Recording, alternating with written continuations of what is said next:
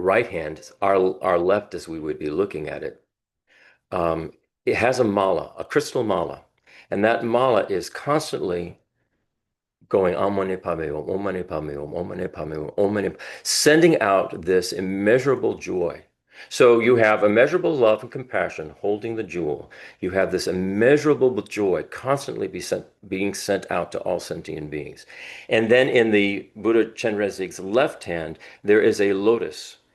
And the lotus represents the understanding that every sentient being has the potential to come out of the muck and mud of our delusions, our afflictive emotions, our ignorance of the nature of who we are and the nature of reality, to become this incredibly beautiful, wonderful being.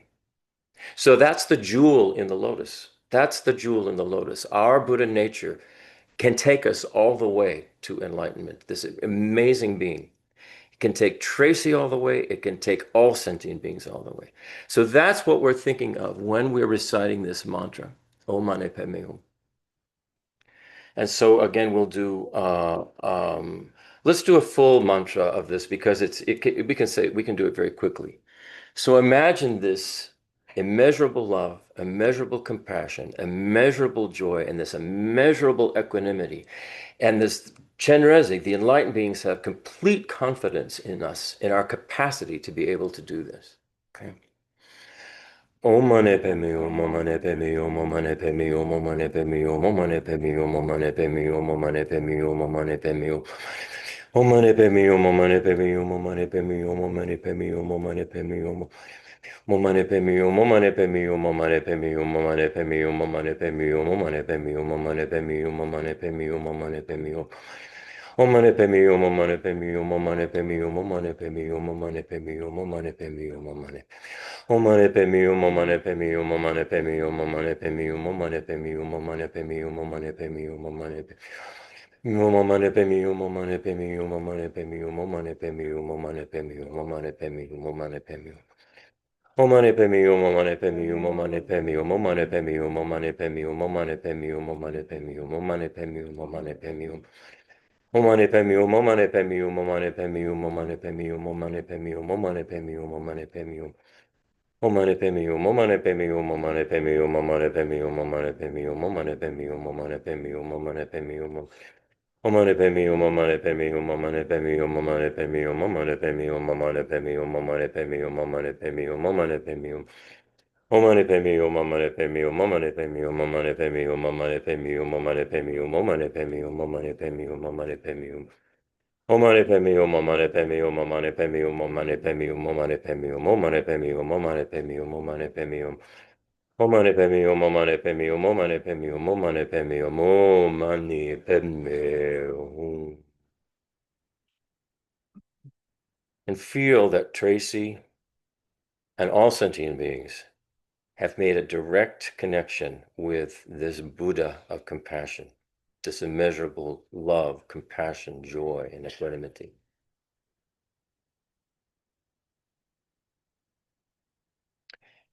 Now, because this is His Holiness's 90th birthday, imagine in the space in front of you, so you have Buddha Shakyamuni is in the center on a lotus throne. Well, imagine coming out of Buddha Shakyamuni's heart comes His Holiness the Dalai Lama. Because the Dalai Lama, they say, is an emanation of a Buddha, and all Buddhas share every quality. So His Holiness the Dalai Lama comes out and sits on a lotus throne in front of Buddha Shakyamuni. And this mantra of His Holiness, we will say 7 times. It's a little more difficult, so we'll go a little more slowly. But think of the incredible impact His Holiness has made on the planet since the time He appeared, since the time He showed up. Think of the tumultuous events that occurred as a young boy. And he had to, as a teenager, really, flee from his home. There was tremendous death and destruction, but he made it to India. And then he was able to reach out to the entire world so that today we have these amazing teachings of the Buddha that the Tibetans so carefully kept. So we owe a great deal of gratitude to His Holiness. I mean, I just add that really directly, anybody who's studying any of these lineages are disciples of His Holiness. Every single monk that we've ever known was most of them were ordained by His Holiness. I mean, it's our lineage, so just want to mention that this is Yeah, extremely close related. very close to our hearts. Every teacher we have, Geshe Nima, Venerable Robina, Geshe Sopa, Geshe Drakpa, Lama Pasang, every Tibetan teacher we have is directly connected to His Holiness the Dalai Lama. Lama Yeshe, who we will be hearing from this morning.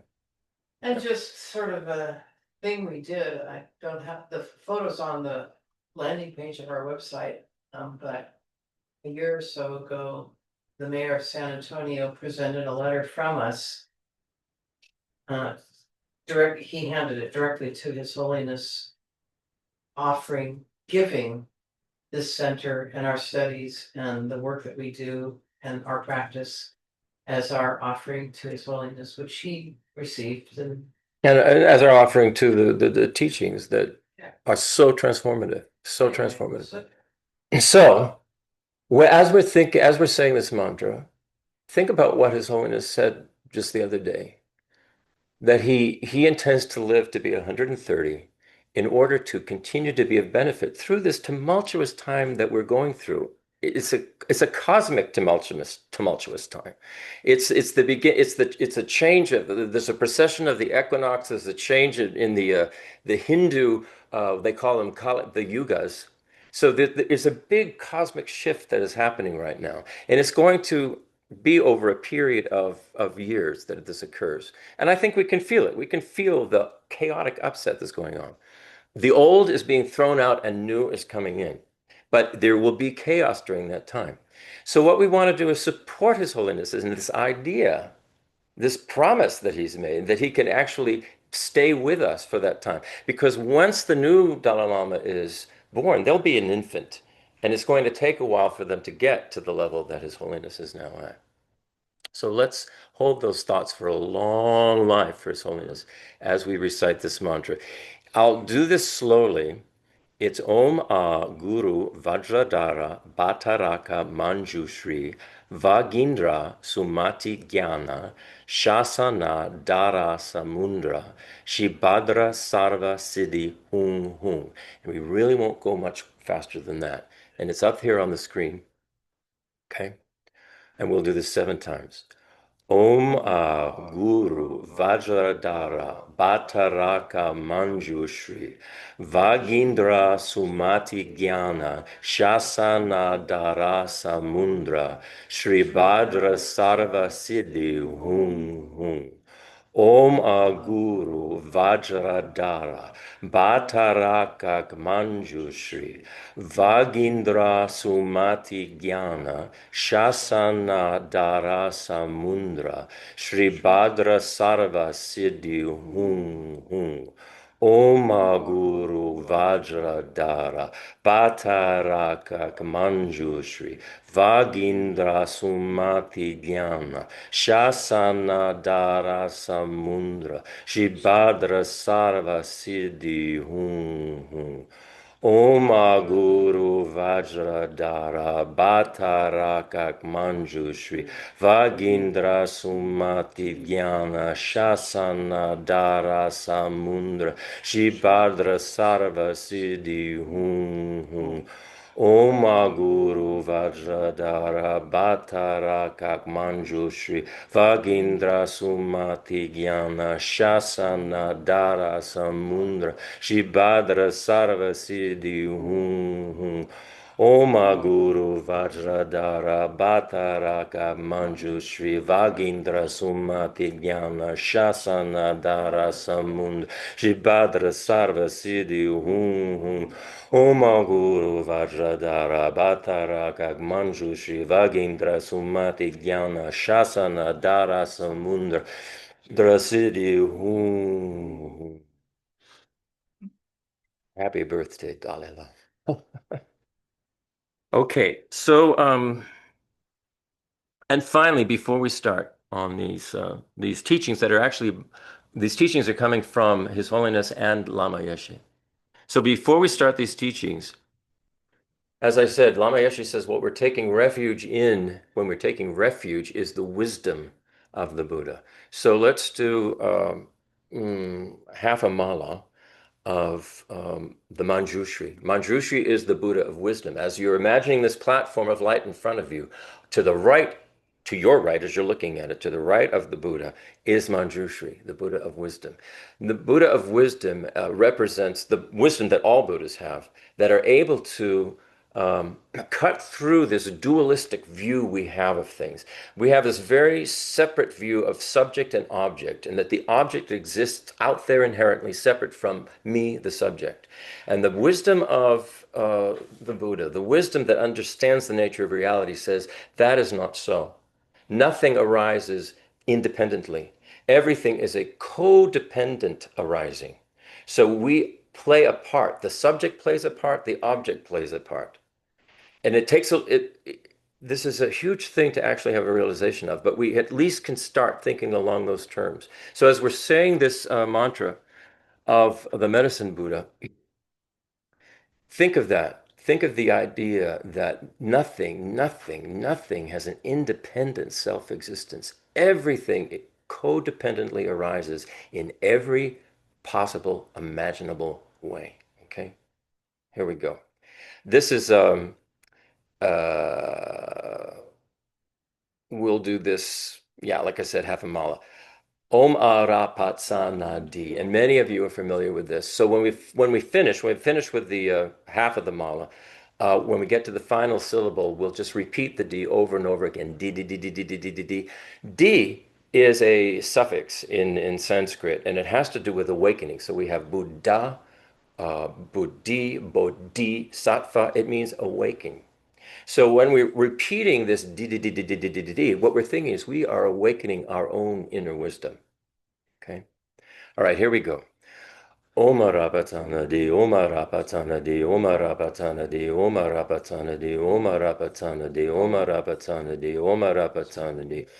Tana di Oma Rabatana di Oma Rabatana di Oma Rabatana di Oma Rabatana di Oma Rabatana di Oma Rabatana di Patana di Oma Rabatana di Oma Rabatana di Oma Rabatana di Oma Rabatana di Oma Rabatana di Patana di Oma Rabatana di Oma Rabatana di Oma Rabatana di Oma Rabatana di Oma Rabatana di Oma Rabatana Patana de Omara Patana de Omara Patana de Omara Patana de Omara Patana de Omara Patana de Omara Patana de Omara Patana Patana de Omara Patana de Omara Patana de Omara Patana de Omara Patana de Omara Patana de Omara Patana de Tana de Omara Patana de Omara Patana de Omara Patana de Omara Patana de Omara Patana de Omara Patana Omara Patana di di di di di di di di di di di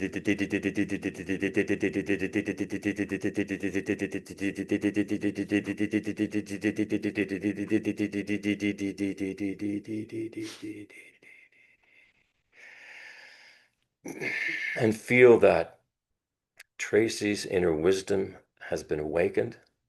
She's made a connection to all of the Buddhas, and she is good to go. Also feel this for all sentient beings. Help send them on their way.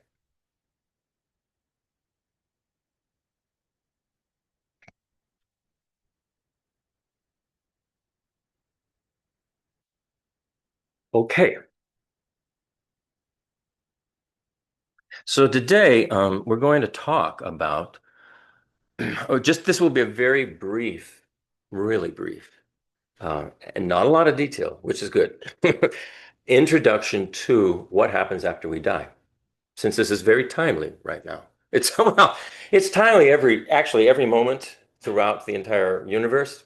You know, something's coming into existence, something's going out of existence. So this idea of death, then an intermediate state, and then rebirth. This is what we're going to be talking about. And these are teachings taken from this particular book is called Death,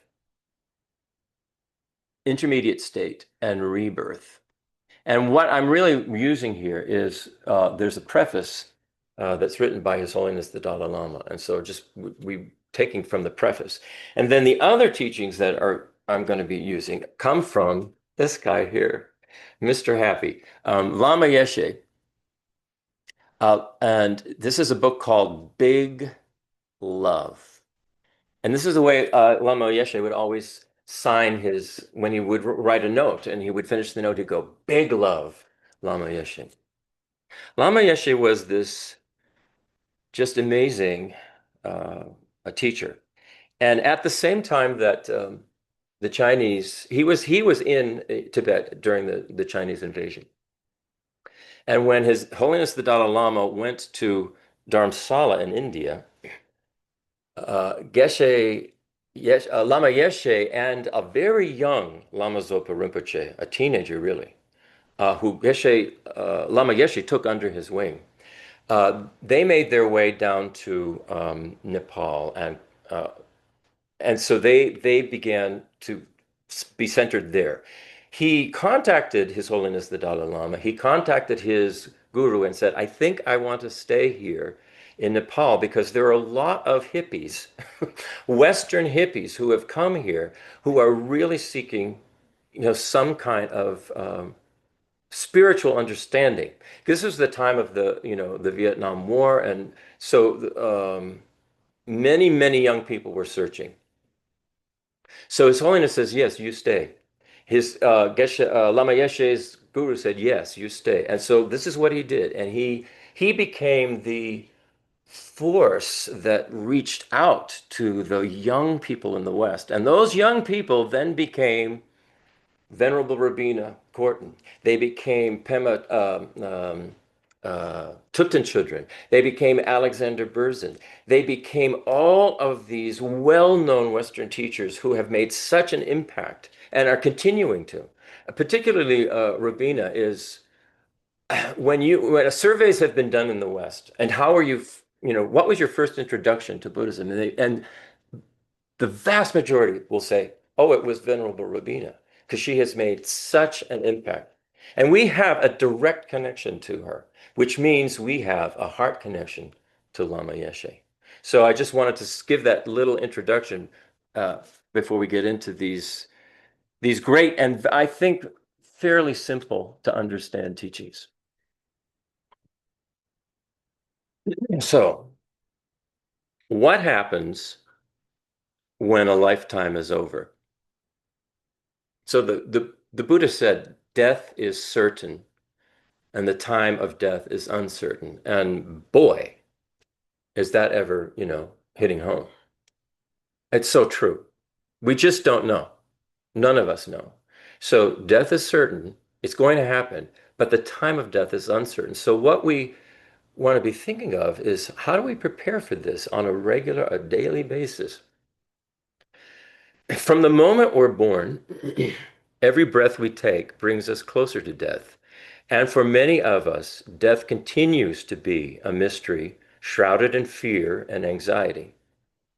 However, from a Buddhist perspective, an enhanced understanding of death leads to an enhanced understanding of how to live a meaningful life that's fulfilling, which not only prepares us for death, but carries us onward in an ever expanding experience of infinite positive potential. So, what we're talking about is the practices that we do uh, that will actually prepare us for death, but they prepare us for our ongoing eternal existence, if you want to put it that way. Because according to Buddhism, consciousness is it's like matter and energy. It is a fundamental component of existence of the universe, and it is beginningless and endless. So each one of us, the consciousness that we have, is connected to all of consciousness, and it is beginningless. Our consciousness is beginningless and it's endless. So what are we doing with it? What direction are we, you know, having our consciousness move in? And this is what this is about, these practices and talking about death and the intermediate state and rebirth. So this is His Holiness the Dalai Lama on death. In the foreword to Death, Intermediate State, and Rebirth in Tibetan Buddhism, His Holiness the Dalai Lama states that because of afflictive emotions which arise in us due to our attachment, anger, and ignorance of how things actually exist, we engage in unwholesome or contaminated actions. That's karma. Karma means actions. So we're engaging in unwholesome and contaminated actions because we don't understand how things actually exist. And we grasp onto me and mine. And this creates these afflictive emotions. This engaging in these actions causes similarly unwholesome and contaminated tendencies to grow and develop in our mental continuum. So they become habits. Our afflictive emotions, our anger becomes a habit. We our desire and attachment for particular things, and you name it, everybody has their own particular thing that they're like craving. That becomes very habitual in us, habitual to the point of it's like addiction in that we see the trigger and we go for it. Somebody criticizes us and we just let them have it, just blast the anger at them. We are so desensitized to our interconnectedness and so absorbed in self and our misunderstanding of things that we allow these afflictive emotions to carry us. And so this is the problem. It develops as these propensities in our conscious continuum, these afflictive habits and ignorance.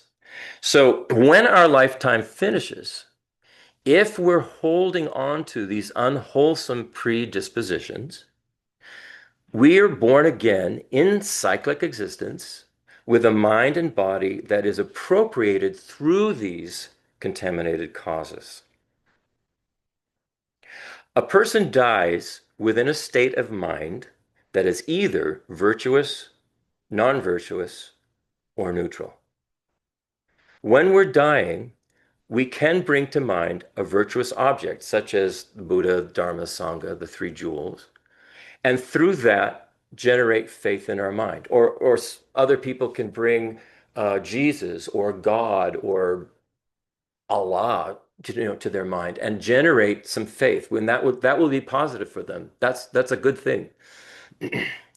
Or we can cultivate immeasurable equanimity, free from desire and hatred toward any sentient being.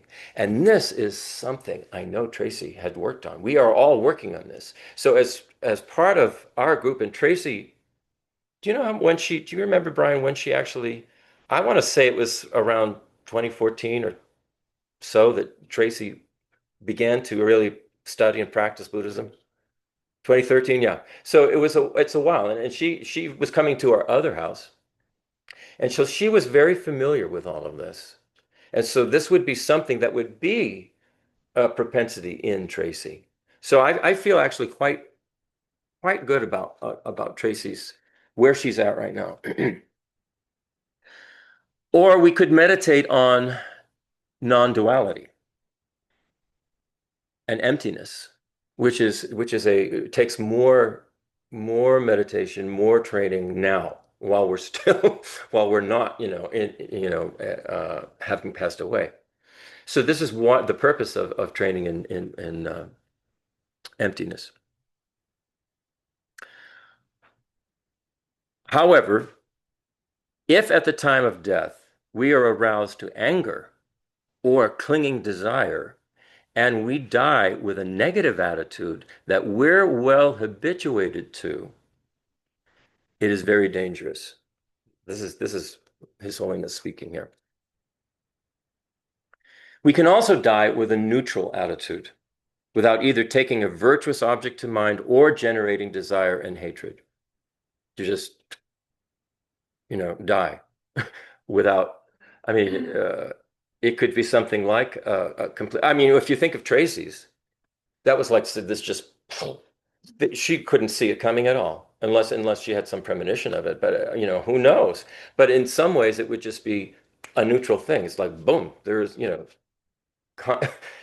it's hard to say. It's really hard to say. But I know her continuum was a positive one. These three attitudes, virtuous, non-virtuous, and neutral, occur until the point of the most subtle mind of death. So there's a whole process we go through uh, in the death process, and we get our consciousness becomes more and more and more and more and more and more subtle. So these attitudes, virtuous, non-virtuous, and neutral, they keep occurring until we reach the most subtle mind of death. This final subtle consciousness is necessarily neutral. It's necessarily neutral, really, because it's non-conceptual. It's the clear light mind. It's when Geshe Nima was giving us exercises on trying to access the clarity of our mind. These are exercises he was trying to help us and is trying to help us get in touch with that very subtle aspect of our mind, which is non-conceptual. When you have an experience of it, you can't have a conceptual thought because it's just far beyond that. The sutra system of Buddhism does not describe techniques for transforming this subtle mind into virtuous states. However, a qualified practitioner of Tantra, the Vajrayana system of Buddhism, a qualified practitioner of Tantra can convert the subtle minds associated with death into a virtuous pathway of consciousness. If one can do that, then at that point, one's practice is very profound. So that is the purpose of eventually moving into the tantric practices and studying that. Because the more you become familiar with that, the more you access this clear light mind, the more you're going to be able to access this at the time of your death. This is what all these great yogis do. And when they stay in this state, sometimes for a week or 2 weeks or even 3 weeks or even longer, where the body just does not decay. And what they are doing is they are meditating on emptiness because they have practiced this meditation with the clear light mind. And that keeps the body alive because as long as that subtle mind is there in the body does not pass away.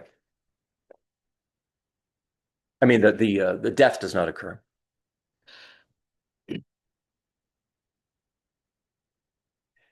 In any case, the attitude just before death is very important. Even if a moderately developed practitioner is disturbed at that time, desire or hatred will be generated. This is because we all have predispositions established by former non-virtuous actions, which are ready to be triggered and activated when we meet with unfavorable conditions and circumstances. These predispositions provide the impetus for unfortunate births. Similarly, we have predispositions established by former virtuous actions or karmas, which are ready to be activated when we meet with favorable conditions and circumstances. These predispositions provide the impetus for lifetimes in happy migrations as humans and so forth. Therefore, it is very important for both the dying person and those around her or him to avoid creating situations that will trigger desire or hatred or anger, and instead, or fear, and foster virtuous states instead. And the Dalai Lama says we need to know this. Now, here's Lama Yeshe speaking on death. Lama Yeshe, in a weekend seminar called Life, Death, and After Death at the University of Geneva in 1983, had this to say: No matter who you are, It's very important to know how your mind works in daily life while you're asleep and during the death process. It's essential that you educate yourself in this. If you do, you'll have no fear that dying is horrible, like falling into a black hole, that death's a black hole that's going to suck you in and eat you up.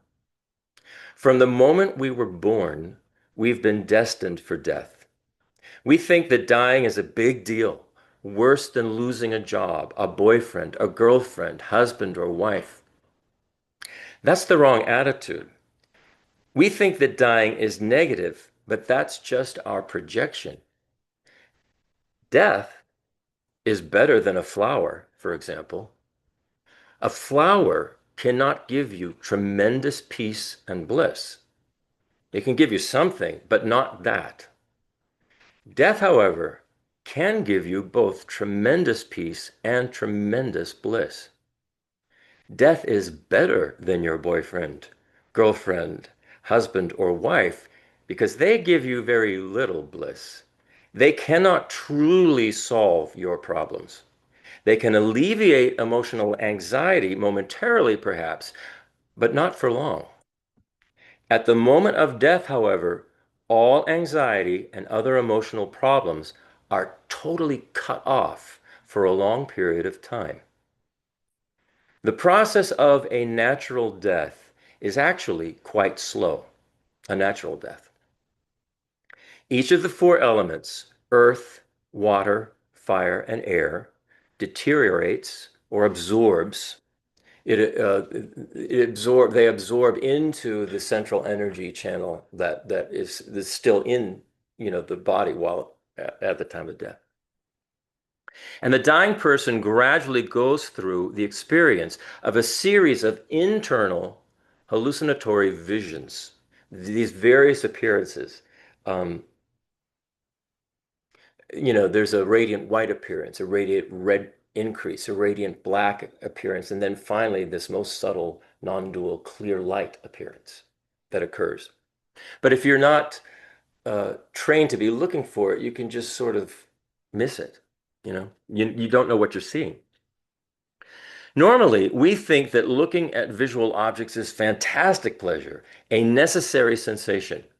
We think it's important and we grasp at such objects as much as we can. The Buddhist idea is that we be as detached as possible from sense objects. I'm sure you've heard of renunciation. Actually, it's a most natural thing. Why?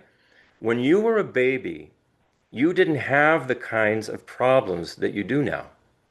You didn't have the societal attachment that you've now built up within yourself. You didn't have all the sensory objects you do now. When you were in your mother's womb, you'd already renounced everything. You had no external objects to grasp at. You didn't even have one grape. You were naturally renounced. Not being renounced means, for example, not being renounced means if you have one car, that's not enough. If you have two cars, that's not enough either. You need a boat. You have a boat, but that's not enough. You need a bigger one. Your wants are infinite. That's the nature of dissatisfaction. They call the realm that we're in, they call it the desire realm. And when I first heard that, I went, oh, good, I'm in the desire realm. Ooh, yeah, yeah, yeah. But if you actually look at what the nature of desire is, it's always desiring. It's never satisfied. It's not called the satisfaction realm. It's called the desire realm because we're always dissatisfied, always grasping for the next thing that's going to like fill up my senses and make me feel like I'm, happy. And it never lasts. It never lasts. So that's what the desire realm is. Your wants are infinite. That's the nature of dissatisfaction. But when you're born with renunciation. What I mean to say is that at that time, you don't have much grasping. You don't have so much to worry about. You arrive in the world relatively free. But then you build up your attachment and with them your worries. Then you die and again naturally renounce. So be natural. Satisfaction does not depend on material objects. Satisfaction comes from simplicity. Rich or poor, we all need simplicity to experience inner satisfaction. Being detached means being a little more easygoing, not hanging on too tightly. It means making yourself a little bit loose instead of always being uptight. Loosen up. The following now is from Lama Yeshe's Vajrayogini teachings at the Chenrezig Institute in Australia in 1979. Human beings have a gross level body and a subtle level body. We also have a gross mind and a subtle mind. Our gross consciousness is made up of our sense perceptions. So in Buddhism, there's 6 of them: eye, ear, nose, tongue, touch, and mental sense. Buddhism looks at it that way rather than 5. So our gross consciousness is made up of our sense perceptions. But to understand our subtle consciousness is very difficult. There is a subtle, perpetually residing consciousness always existing within us from life to life, whether you are a Buddha or a mosquito. That consciousness has a clean, clear character. When this consciousness is functioning, you can always experience something similar to non-duality or shunyata, which is emptiness. So, emptiness, dependent arising, dependently co-arising, shunyata, and non-duality can all be considered synonyms. And this can help us to sort of begin to get an idea of what's being talked about when this word emptiness is being thrown out there. So when you think emptiness, think non-duality. And eventually I think it starts to sink in a little bit. It's very, very, very, very difficult to grasp this conceptually, but I think we have to start somewhere. We have to at least start. For example, when you meditate, you almost stop breathing. As your breath becomes smoother, you reach the point of being calm, clear, and slowed down. In order to discover this subtlest consciousness, we need deep, penetrative concentration on the clarity of our own consciousness. So Geshe Nima, if you recall, he gave us a meditation specifically for this, and a way to sort of calm down our mind and then get to this clarity of the mind. This is what he's training us or leading us to, is this clarity, beginning to have an experience of the clarity, the subtle clarity of the mind. So, huh? Remind us. No, what I'm not going to do that now. I'm going to put a link to that particular meditation in this study guide because we've gone over it a number of times. I don't want to take the time with that right now. So I'm going to put a link right there in the study guide to the meditation that Geshe Nima gave us on the clarity of the mind. Mind is consciousness in Buddhism. At the time of death, the 4 elements, earth, water, fire, and air, are absorbed, and we experience the clear light nature of the mind. It doesn't matter whether you're a meditator or not, you have this experience. This is because our sense perceptions have ceased to function, and so the gross level of consciousness has disappeared. We gradually reach a point where the last thing functioning is the energy in the central channel, and that the clear light consciousness they say, is located at the chakra that's right at the central of the central chin, at the heart.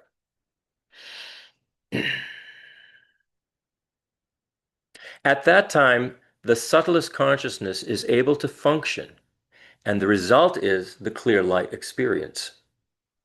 Every ordinary death has that experience. So why do we need to meditate? Because ordinarily, we aren't able to comprehend that experience. We have no awareness of it, and so it comes as a shock. In meditation, however, we take that ordinary death experience into the present path that we're on, which is the Dharmakaya, the truth body, the experience of the truth, the nature of who we are. In meditation, we train the mind to use that opportunity. And again, I'm going to give the link there to Geshe Nima's meditation, this initial meditation on accessing the clarity of our mind. Lama Yeshe, when asked how to help people who were dying traumatically, such as in a car crash, advised to gently say such things as, "White light is coming," or "God will take care of you." Notice that Lama Yeshe has no trouble using God. Lama Yeshe was brilliant in that way because he would use whatever you needed. He would give you the thing that you needed to so that you could grasp onto it. Because if you said to somebody who's dying in a car, "Oh, think of the Buddha," they'll go, it means nothing to them. They're not Buddhists. Think of God. Think of Jesus, if that's what it is. You know, or the white light. White light is coming. Look for the white light. That kind of a thing. You hear people say that. Well, that's the clear light mind. He said people say they don't believe in such things, but at the time of death, people think differently. The most important thing is to create a peaceful, quiet environment for them. You should not introduce concepts of hatred or craving. You can explain some Lamrim to them, saying that everyone has to leave their body, so there's no reason to be attached. Don't rush to put the body in a refrigerator, and don't rush to cremate it. When I was in the refugee camp in West Bengal, when he was fleeing the Chinese, he was put in a refugee camp. They were pretty bad. When I was in the refugee camp in West Bengal, one Gelug Lama was still present in his body 2 weeks after his death. I went to see for myself. It was like he was alive, so beautiful, not looking like a dead body. And at the time, the temperature outside was about 100 degrees. Unbelievable, is what he said. So now we're going to, that's His Holiness and Lama Yeshe talking about the death experience. Now we're going to listen to what they have to say about the bardo, or the intermediate state. This is His Holiness, the Dalai Lama, on the intermediate state. Those who die within a virtuous attitude have a sense of passing from darkness into light.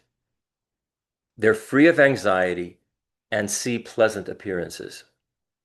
There are many cases of very ill persons who, near the time of death, speak of being in great comfort despite their illness. Others with little illness fall into great fright with labored breathing. These latter are sunk into non-virtuous thoughts, have a sense of going from light to darkness, and they see unpleasant forms.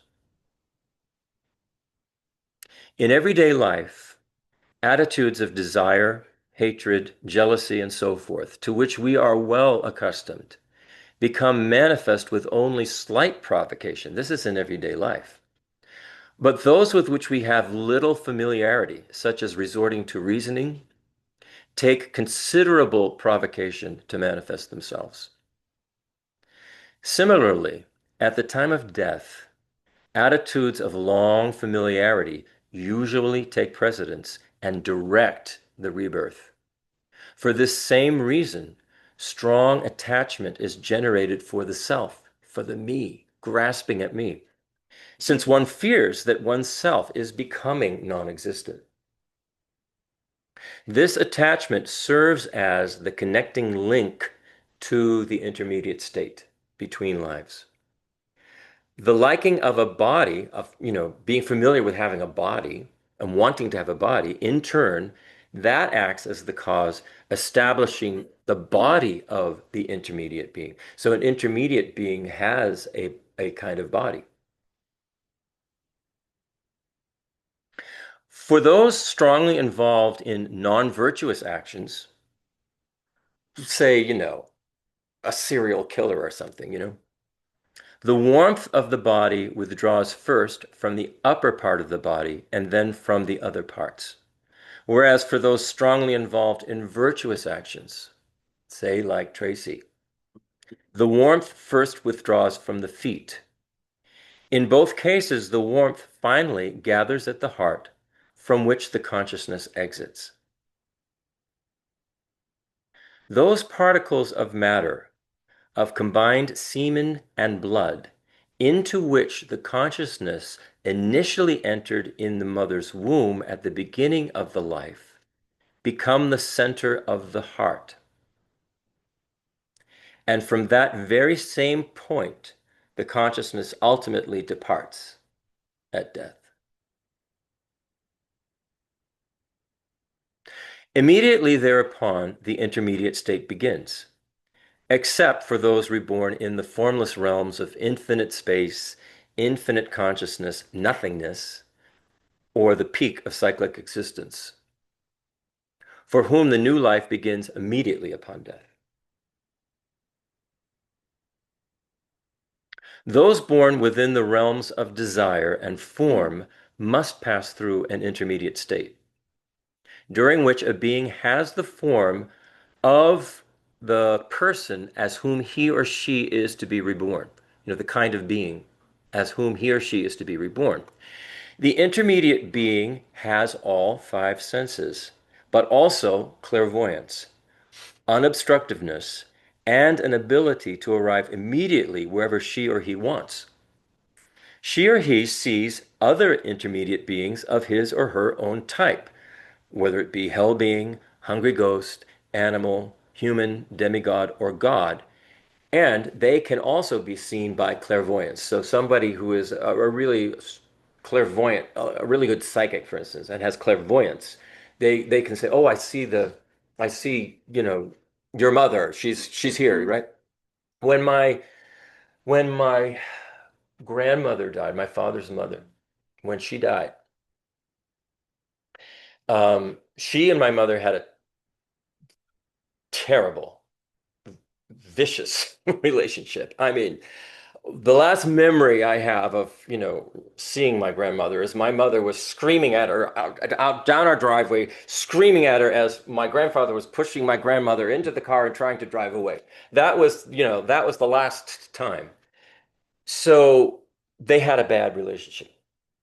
So when my father's mother died, my mother was in bed and she didn't go to see, my father went to see his mother before she died, but she didn't. And his mother appeared at the end of the bed. And his mother spoke to my mother and said, "I'm sorry for for all the bad things I've said." She was sorry. And and my mother accepted that and was sorry also.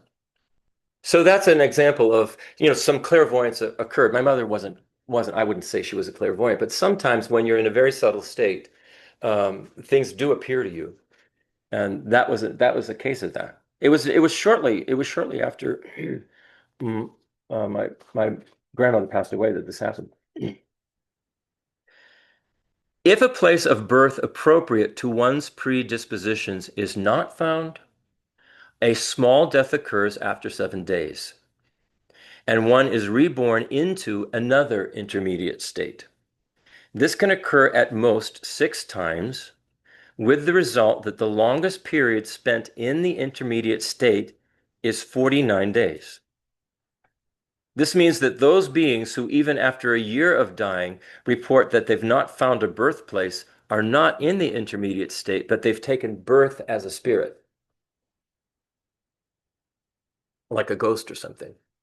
And I would say, we can't say that for somebody, a being, someone who's in this intermediate state, you can't say that they're experiencing in a day like we do. We have it very blocked out in, terms of the clock, and how many hours in the day. It may not be like that. Time, as we know, is very flexible. So the experience may not be like, 49 days or 7 days or whatever it may be. That's just my opinion. Nobody nobody else has said that. All right, now here's Lama Yeshe on talking about the intermediate state. At the time of death, fearful visions can come. You should expect them. But if you recognize their non-dual nature, the whole death experience becomes like a movie to you. Because you have some meditation experience, when you are in the bardo body, you can consciously emanate as Chenrezig, the Buddha of compassion, the four arms, the Mane jewel, immeasurable joy, immeasurable love, immeasurable compassion. You can generate as that. In that way, the bardo ceases to be fearful. Even if you don't meet Buddha and are not yet enlightened, even though you have not totally said goodbye to samsara, you will still have some control. Thus, you will choose as wonderful mama and papa a wonderful place. You will choose a wonderful mama and papa and a wonderful place.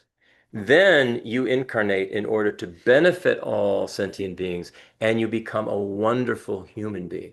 So he's sort of saying, those of us who are practicing and studying now, we're becoming familiar with these mantras. We're becoming familiar with what Chenrezig stands for. We can, when we die, pass away, and are in the bardo, we can just go, all right, this is a non-dual appearance, and I'm going to emanate as Chenrezig and have compassion for anything that appears to me, any being, anything. In that way, you sort of you turn it into a positive experience. If we allow ourselves to become frightened and scared and have no sense of a rudder, then of course, yeah, naturally fearful things are going to arise. Asked how to help people who were dying traumatically, such as in a car crash. Wait a minute. No, I already said that. Okay. Heaven and hell are actually manifested from your consciousness. Heaven and hell are actually manifested from your consciousness. Remember this whole idea of non-duality. There is no outside, self-existent, unhappy place waiting for you. There isn't. You have to understand this fundamental, scientific, Buddhist explanation.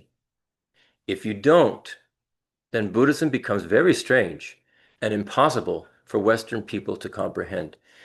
And if you think back to the discussions we've had about current views in physics and things that are going on, it helps us recognize that the world we see is not necessarily what's going on, that it's very, very malleable. It can be very, very different for different beings. When Claudia gave the what a housefly experience is as opposed to what a human experience is, you realize, there actually isn't anything out there that exists inherently the way it appears to us. It is all this dual codependent arising. So this is what he's saying. Lama Yeshe is saying you could think of the bardo this way. Heaven and hell are actually manifestations of your consciousness. After death, we do not disappear. The energy of our consciousness does not disappear. Even though this physical body, these five aggregates, this physical energy may disappear, our consciousness still keeps going continuously. It doesn't depend on whether you believe in this or not. Your consciousness energy keeps going continuously. This also goes back to the hypothesis now that is occurring in some groups within physics, that they're looking at consciousness now as being a fundamental aspect of reality, the same way that matter and energy is. It's fundamental. So rather than saying somehow matter, consciousness arose out of matter, they're saying consciousness is fundamental to all of this. And if you think about it, it's almost ludicrous to think it's not, because without consciousness, consciousness means experience. If there is no experience, if there's no experiencer, what difference does it make if there's matter or not? It's not experienced. I mean, so consciousness is an essential element of this of what we of our existence.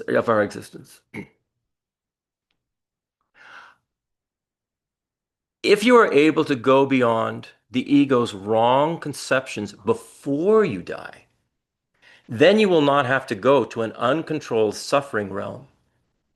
On the other hand, as long as you possess an ego and its resultant wrong conceptions, you'll automatically go to an uncontrolled situation. No one else can make you go there. Your uncontrolled circumstances are not just an idea, and no one has pushed you in that direction. It's your own wrong conception mind that pushes you into that uncontrolled channel. So now we're going to move on to rebirth.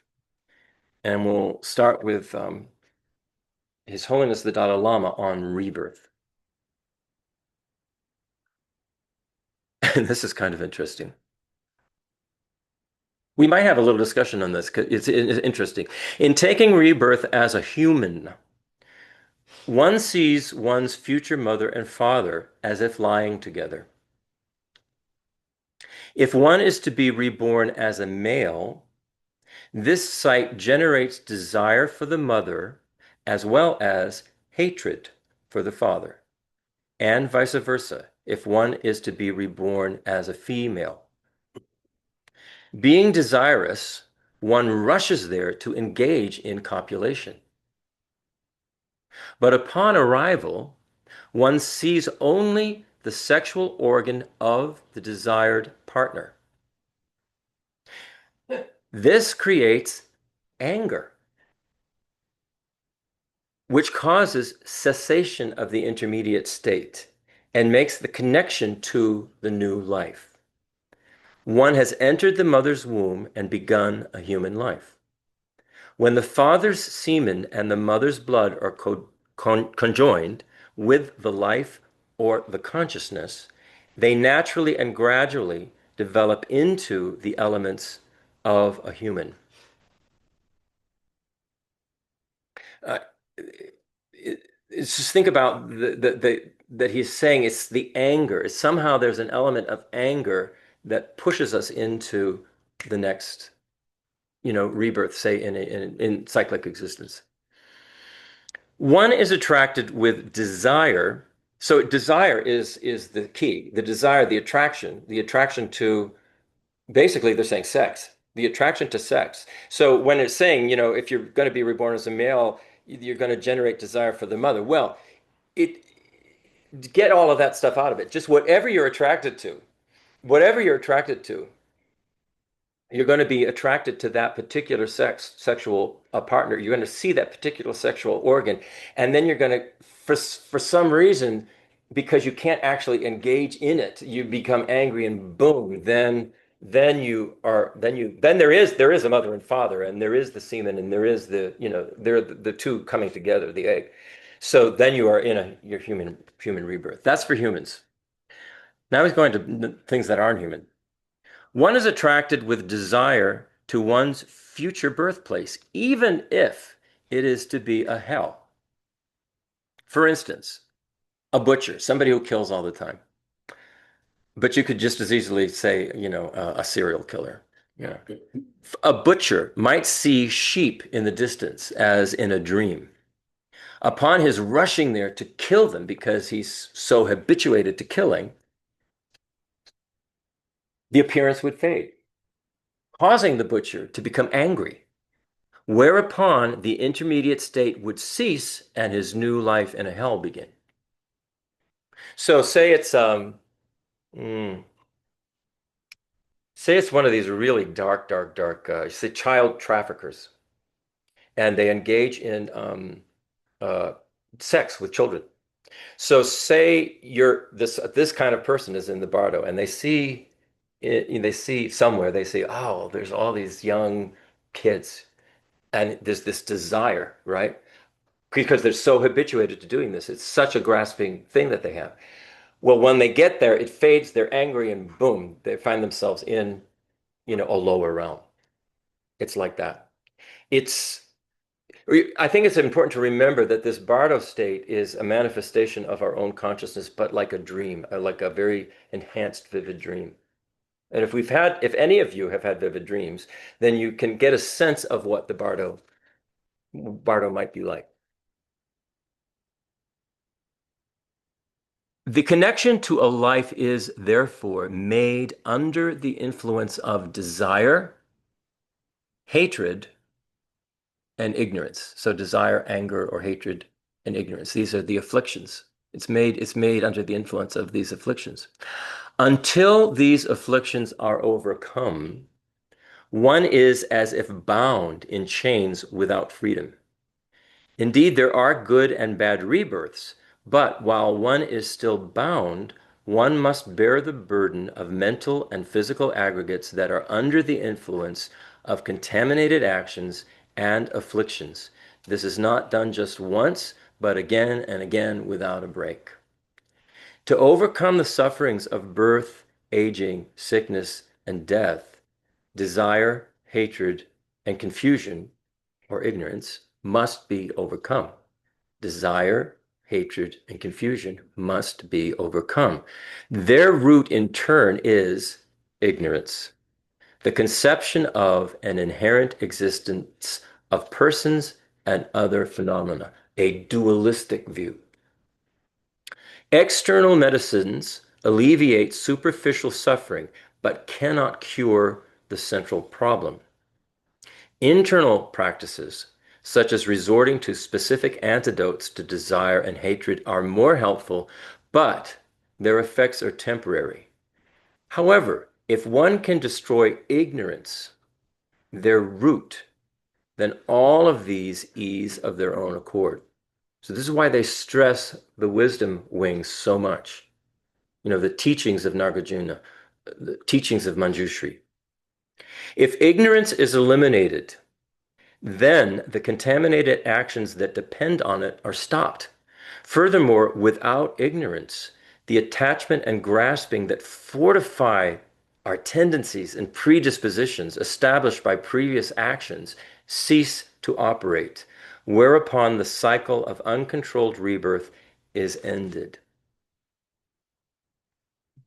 This brings us back to His Holiness's earlier statement that because of afflictive emotions which arise in us due to our attachment, anger, and ignorance, we engage in unwholesome or contaminated actions or karma, which cause similarly unwholesome and contaminated tendencies to grow and develop in our mental continuum. When our lifetime finishes, if we're holding on to these unwholesome predispositions, we're born again in cyclic existence with a mind and body that is appropriated through these contaminated causes. It is therefore essential for us to have a working understanding of karma and how we can generate positive causes and conditions going forward in our lives.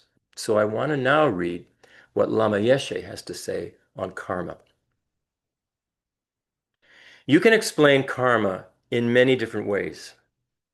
For example, it can be explained academically with many divisions and analytical points of view. And believe me, it can. But right now, I'm going to give just a simple explanation. Karma means action. Actions of body, speech, and mind are karma.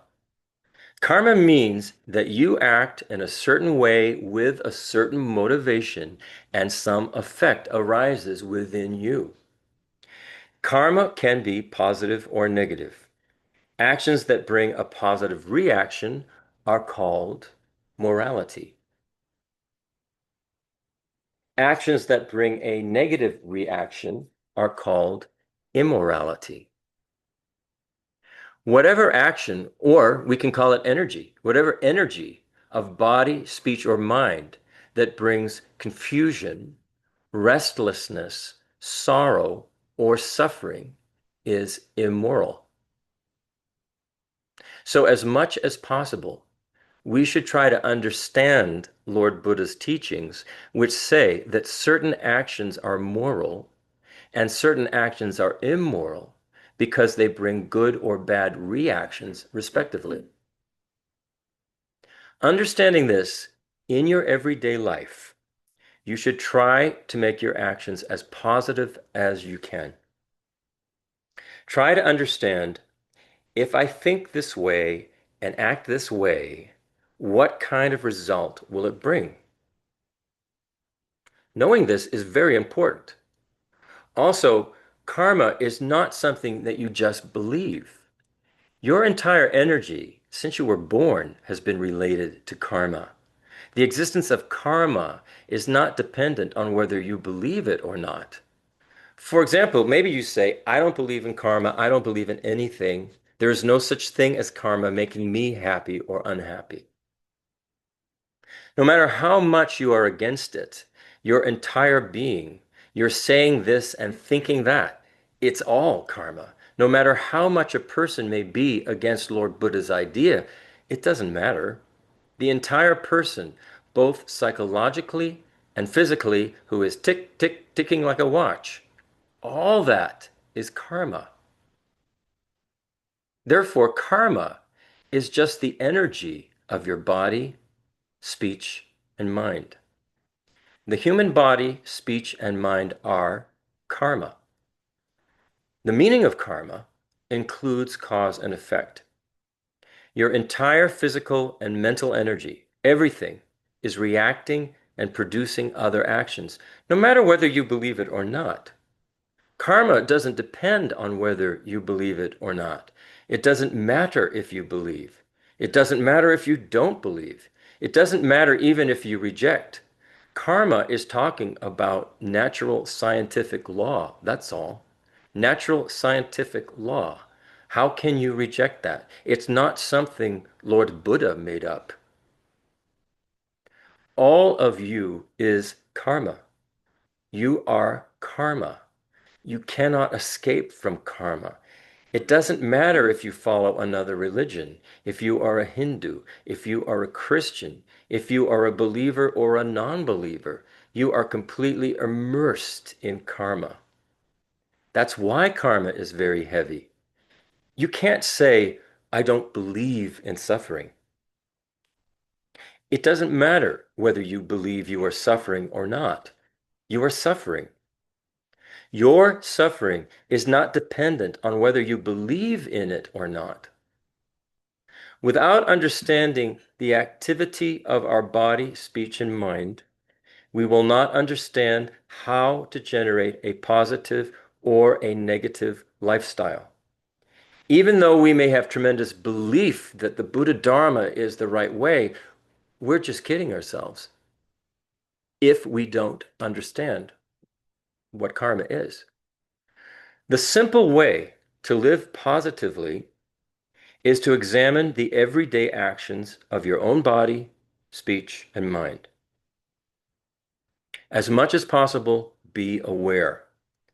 What we call morality is putting the energy of body, speech, and mind in a positive direction. But in the West, morality and immorality have religious connotations. There are some funny ideas, such as the belief that morality is something made up by religious people. No, morality is not merely a religious idea. It is not some philosophical creation. Morality is about nature. In the West, some people think that karma is something simple, where meditation is a profound and unusual contemplation, where you become very high and feel, I'm happy. They think that is fantastic. Actually, according to the Lam Rim, meditation is not the most important thing. What is extremely important is to maintain awareness of your everyday life actions of body, speech, and mind. Be aware of your own actions and put your actions on the right track. Then you will begin to experience an incredible effect. And it's probably what? Effect. I love his teachings. I love his understanding of us Westerners and his positivity. Yeah. You know, I mean, he gets it, and it's easy to get him. You know, so and he's as valuable as a teacher now as when he was alive, and that teaching comes through in all of his students. I mean, Rabina's a different personality, but she's definitely a direct connection to him. You know, direct. So, are there any kind of discussion about any of that? We say, it's since I just experienced this,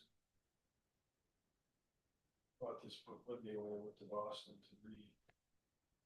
I was sitting in Tracy's room, it's hard to know if often all of this stuff is occurring, is true, is happening.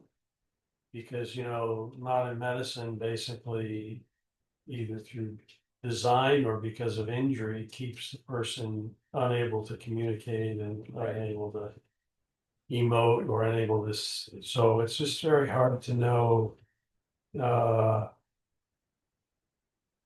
if this is all described as part of a natural death, as one ages or kind of succumbs naturally, it's just hard to know if all these things are happening in the sequence that's described or in the right sequence.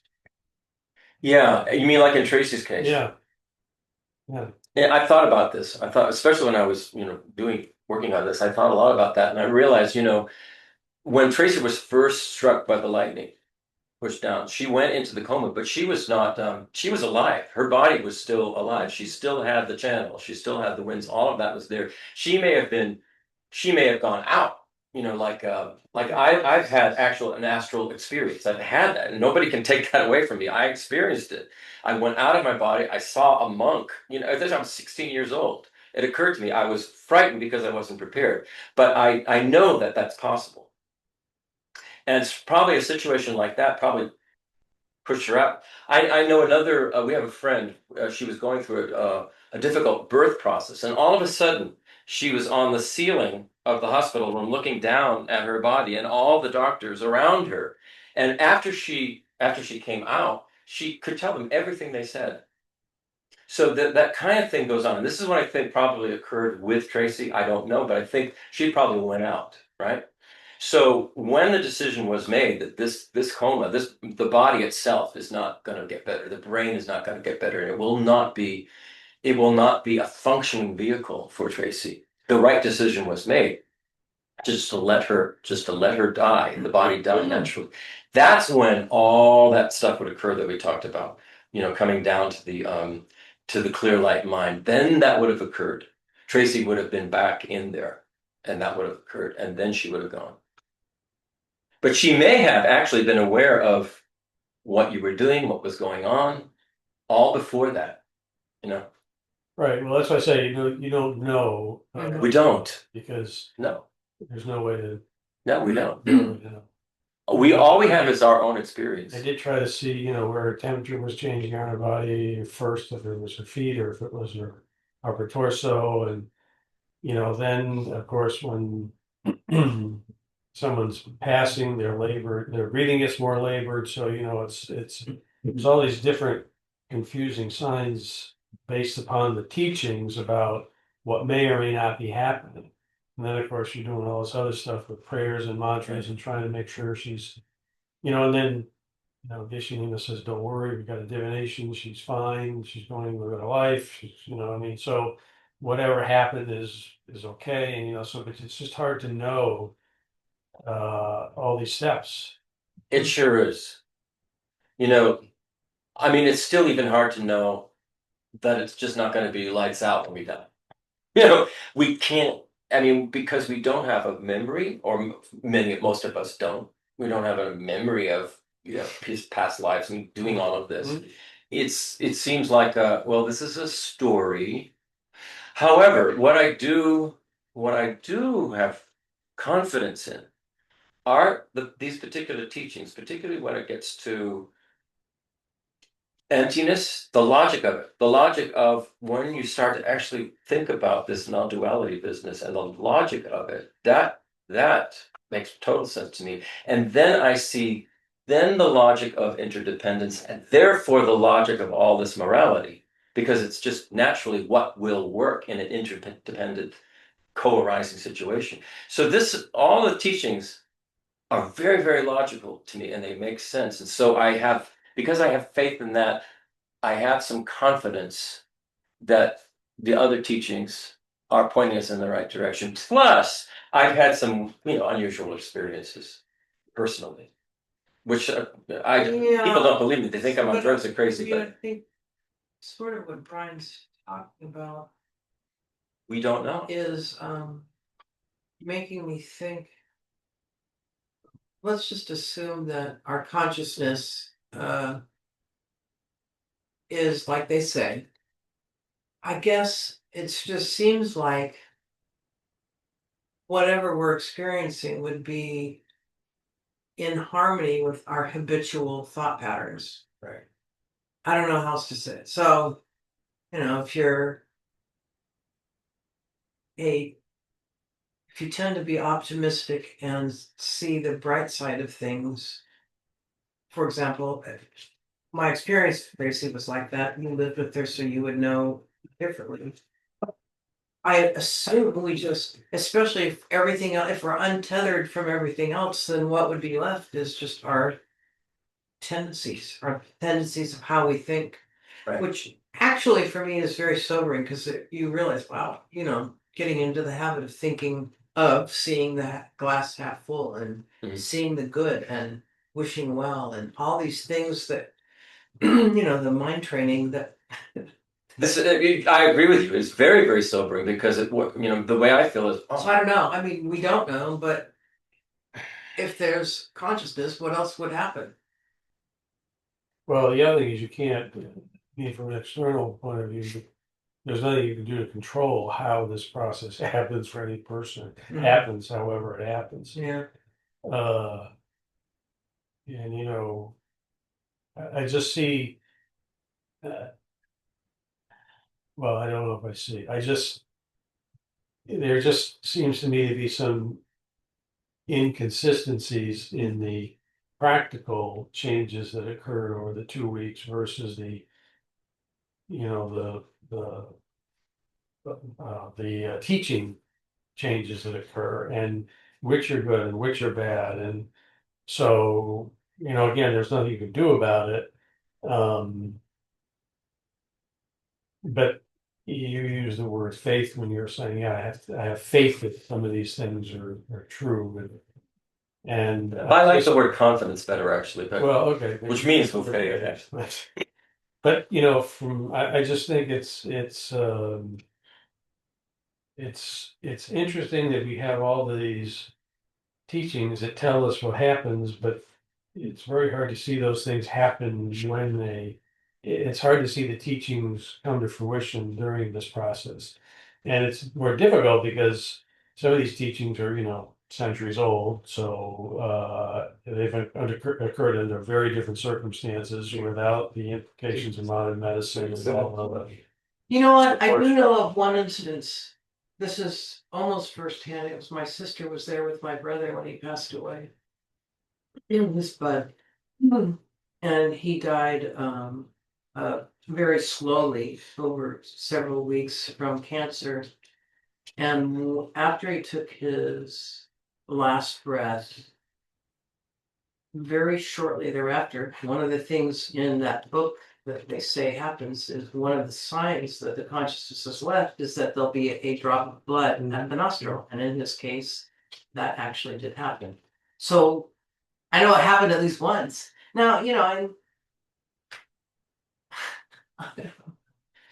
Right, don't know. and I think we don't get the opportunity. I mean, I often think it would be really so different to live in a monastery, for example, where natural progression of the dying process is just left alone, and you would probably see examples of all this in ways that we just don't have the opportunity. That's true. Well, it could be also that we are just not living in the right age to be able to see them. Yeah. And that at some point, I mean, I know that sounds a little woo-woo, but I think I always look at it that way, that, these are not just meant for our generation. These teachings are supposed to go on. So, maybe in a few lifetimes, we will actually be able to, feel this in a different way and see these things. But, Well, no, like you said, Brian, I mean, in a typical hospital situation, say, well, the body isn't even left long enough to wait to see if a drop of blood comes from the nostril. We're with her brother. It was a 7-week period, and he went through the whole thing, and they didn't get rid of the body right away, so that was able to happen. In a hospital, maybe they'll see a little blood, wipe it off the nose, and that's that. Nobody makes anything of it. So yeah, I mean, our current practices make it more difficult to see these Right, signs. but you want to, as much as you can, you want to have the death process occur along with the teachings as much as possible. Yeah, of That's the course. challenge, is to try to, well, that's, yeah. in our current hospital system, to get that. Well, happen. when- If you're gonna wait 2 weeks. yeah, No, it's not gonna happen. They took him, he told the hospital when he was still able to talk, this is my monk student and he's in charge of what's gonna happen. So before he died, they took him out of the hospital and brought him to, Yeah, we don't do this in the West. We don't take Yeah. people, we don't take people out of the hospital. right. You I might was just going to say that's India. once in a while, Yeah. but like at our hospice at Chandler, we did have Dr. Doe would come, and they would be there for 24 hours. I mean, it's hard to know exactly what was going on. We've mentioned this before, that Carolyn, who was a very avid daily, we know for sure she did her practice every single day, that she practiced a particular mantra practice. And she was all excited because she started seeing the signs that they're described in the book. We were in the room with her, and she was excited. I don't know, I don't know. It's also interesting to me. I've always been fascinated with people that have had near-death experiences, that survive. I mean, it's just always fascinated me. And it's interesting to read, of all the accounts that I've read, it's always been I've never read of anything of fear. It's always been very peaceful, and there's been a sense of traveling. Of course, their body's pronounced dead, but when they come back, it's interesting to read those experiences and then look at the bardos. And I'm wondering if that experience before they actually have totally come back in body is maybe not a bardo. Maybe it's that they're, maybe there's still the connection to the body. I don't know, but fascinating. Yeah, that would be the case. Lucid Yeah. experience. There would be still a connection to the there's body. gotta be some difference between near death and actual death. Yeah. Yes. Yeah. Well, What I just gonna that's- mention, because Yeah. a lot of times they talk about life. Well, if you read the book, the first, to me, it's the first obvious appearance as the consciousness is dissolving, the various consciousnesses are dissolving. the first thing that you would probably really notice is what they call the appearance of the white, the radiant white appearance. So you would see brilliant white, so we often hear about this. Yeah, yeah. My impression of near-death experiences is mostly people take a U-turn at that point and go back the other way. I mean, because the other signs are, the next Yeah. one would be the Red, radiant red. increase, then there's black, And and then there's this then there's clear, clear light. this clear The clear light, incidentally, the clear light is not white. The mind of clear light is experienced, what they say is like the autumn sky, the starless, moonless sky at night. It's like a radiant. Oh, at dawn. Yeah, but it's like a radiant void. Yeah, a void. So it's Clear. not like a bright white. Yeah. Just to be clear, in case you happen to die in the next few days and want to look for that. I'm wondering. What I would say, I will share this, but I had one, I think, kind of maybe taste of it, and it's with my experience was that it was almost like you surfaced and you realized, oh, I'm in the ocean. There's kind of like this thing that's underlying this like pervasive vacuity that's underlying everything. Is sort of how it's You guys must not be nearly as far ahead as you guys, because I get none of this stuff. I see none of this stuff. I don't see any of it. No, I mean, when I talk about this one thing that's happened one time barely, but it's enough for me to hang on to. One barely. We were just watching, what was it called? Great Courses? Yeah. Yesterday on confirmation bias. Yeah. Oh, yes, sure, of course. So, Now I'm going to say I That's had the that thing. experience though before I had I'm just gonna the start bias drinking right right now. term. Right, that's not changed. Time faster. I mean, like when you stream or so, you can dream a lot of stuff in like a millisecond. Or something. Yeah. Yeah. You don't know like these Yeah. experiences like flop right when you Yeah. wake Yeah. up and you work out of it. But in a way, confirmation bias should be a sobering wake up call for us to have. What biases do we want to be generating? Yeah. I mean, because what we intake. it should be a wake up for us, but unfortunately, the reason it's called confirmation bias, because we don't actively consistently think about being biased and confirming our own Well, beliefs. we need to start thinking about that. Well, We are. Some way. We are so biased. We gotta get our acts together here because I mean, I think that's that's the huge problem. This bias that we have, what does it mean? It means just something that we're so convinced. If you think about what are we deconstruct it? We're just so convinced of the actuality of something Participation in co-creating. that everything we believe about it, subject matter, is filtered through this given. I guess. All right, well. Anyway. Okay, yeah, I suppose it's We gotta go. fine, huh? Yeah, okay. Yeah. All right. Okay, it's okay. All right. So we'll just do, Just do we'll one. just do one. I'll just do the final, I know one. Well, let's do because since it's His Holiness's birthday, let's do the Mingmetse way. Okay. Okay. And I'll go ahead and sing this. Mimetse te genresi, dreame kempe wangpo jampayang, dupung malu jonze sangwedak, ganchen kepe tsugen song haba, Losandrak bejabla soade. Two more times. Mimetse wete chenresi. Dreame kempe wangpo jampereong. Dupung malu jonze sangwedang.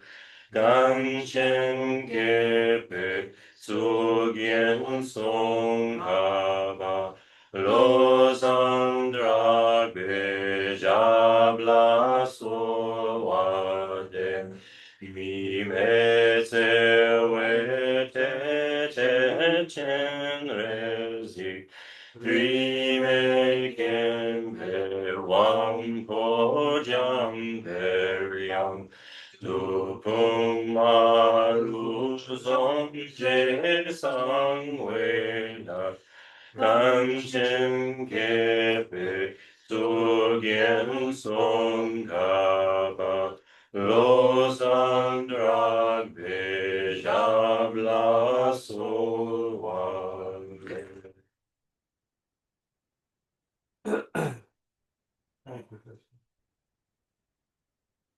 Thank you, lamas, all our teachers, Buddhists, Bodhisattvas, everybody. Things very briefly, I was gonna. Yeah. Okay, Arthur, Yeah, with you. we're signing out. If you're okay with it, I think when, I do sort of the schedule.